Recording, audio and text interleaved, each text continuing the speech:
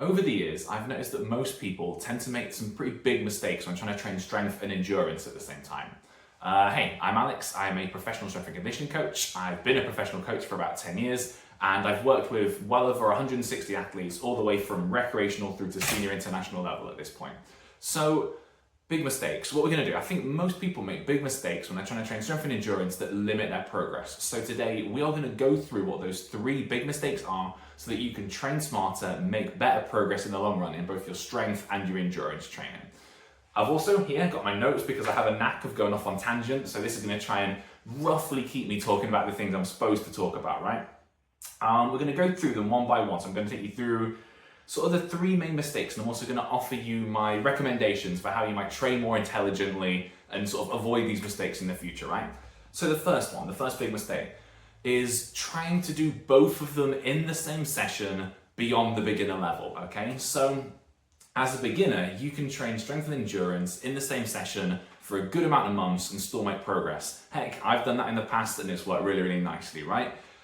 But it's going to stop sort of yielding results after a given amount of time. Beyond the beginner level, it's going to get really difficult because there's going to be a lot of interference between the 2 things. So you're going to start noticing that if you do a really heavy sort of strength session, that it's difficult to get any quality endurance work in. And if you do lots and lots of endurance work, then it's going to be really difficult to get some quality strength work in. The actual just volume demands of both of them, the amount of work that you have to do to progress either of the characteristics forward, to progress either your strength or your endurance, is going to limit your ability to do them in the same session. So if you're still trying to combine them and you've been trying to develop strength and endurance at the same time for more than a few months now, that's probably the first big mistake. I see a lot of people doing this for way too long.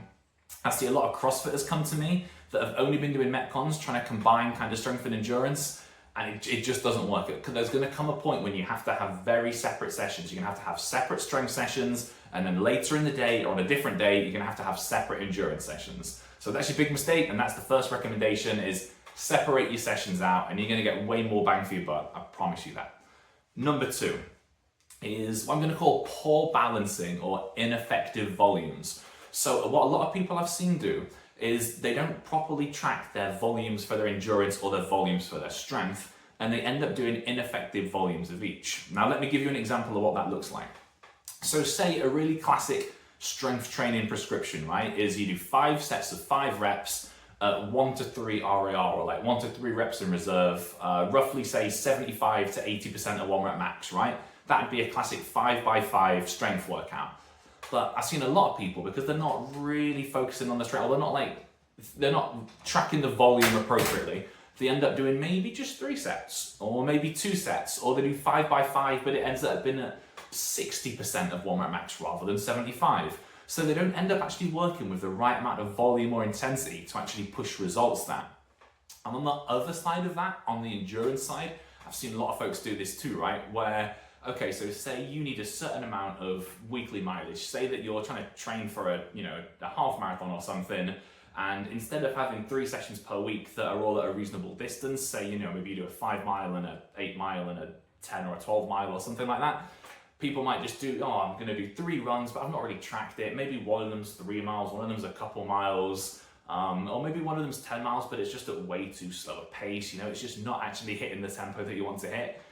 That's another issue that I see, where people just haven't adequately tracked their endurance volume, and they're not actually hitting enough total distance at the right tempo or the right pace to actually push their performance there. So balancing those 2 things really needs to happen, and the way you do that is by tracking your key metrics. You need to track for endurance your distances, your tempos, your paces. You need to track for your strength the number of sets you're doing, the reps you're doing, and the weights you are doing them at. You need to make sure that the amounts of each that you do fall within the rough guidelines and the rough parameters of the amount of work that needs to happen to make progress happen, okay? That might differ a bit per person, but you can use some of the general textbook guidelines as a place to start, right?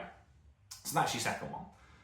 Third big mistake I see is not periodizing training. So this links to point 1 and 2 in that as you get beyond the beginner level, and especially beyond the early intermediate level, you cannot train everything to the right volume at once. By which I mean, right, if you're really trying to push your endurance performance and you're more of an advanced or like late intermediate athlete, your strength is going to have to go on the back burner for a bit. And if you're really trying to push your strength performance, your endurance training is going to have to go on the back burner for a little bit.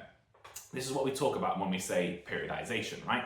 So say you're trying to really improve your strength performance. You want to increase your leg strength, just as an example, right? Say you're trying to bring your squat up and your lunges and your deadlift and blah, blah, blah, right? If you're normally doing, say, 50 miles or 50 kilometers a week of like on-feet running, right? You're gonna have to drop that down maybe to something like 20 to 30. So it's gonna be quite a significant increase. You might be dropping 50% of your endurance volume, which is a lot, okay? You're just dropping it down enough to maintain the qualities you're at over the long term. You might even in the short term see a slight worsening of your performance. It's probably not due to any physiological changes. It's more due to the fact that you're just not practicing the actual skill and the motion all that much. But if you drop down to about 50% of your normal training volume, you should be able to maintain where you're at for a good amount of time. There's a bunch of research to back this up, and I can back it up by a ton of experience. And the same goes in reverse, right? So if you're wanting to focus on your endurance and you're really wanting to dial into that, you want to do a lot of running or cycling or rowing or whatever else you're doing, right? Let's say that normally you are doing 20 or 30 hard sets of strength training per week, spread across squats, lunges, bench press, overhead press, whatever you're choosing to do, right? You may now be dropping that down to 10 to 15 sets. So again, about 50% of your total strength training volume. You're probably not going to get stronger on that, but you're also not going to get weaker. You're just going to maintain your current level of strength, and that's exactly what we're aiming to do. Just maintain the current level of your strength so that you can actually push the endurance. So that's what I mean by periodization, and that's an approach that you can take, okay? So to wrap that up, the 3 main points. Don't train both of them in the same session beyond the beginner level. Make sure that you are avoiding poor balancing and ineffective volumes. So make sure that you're using the appropriate volumes of strength and endurance training as you go through the week. And then periodizing your training, okay? If you are not periodizing your training and you are kind of at that late intermediate or advanced stage, that is something you need to start doing and thinking about which attribute, strength or endurance, you're going to be pushing at any one time, and then letting the other one just sit on the back burner just at maintenance for a while, okay? That's it for today. All the regular stuff, right? If you want to do the like and the subscribe and the share, it always helps. It grows the channel a little bit. And if you want a little bit more access to me and a bit more access to coaching, then I've got a coaching community. It is basically, I'm launching like a free 1-month trial where you can get in and try everything. There's going to be training programs, there's a nutrition guide specific to sports nutrition, there's a recovery management guide, you can get access to lifting feedback on all your lifts that you submit.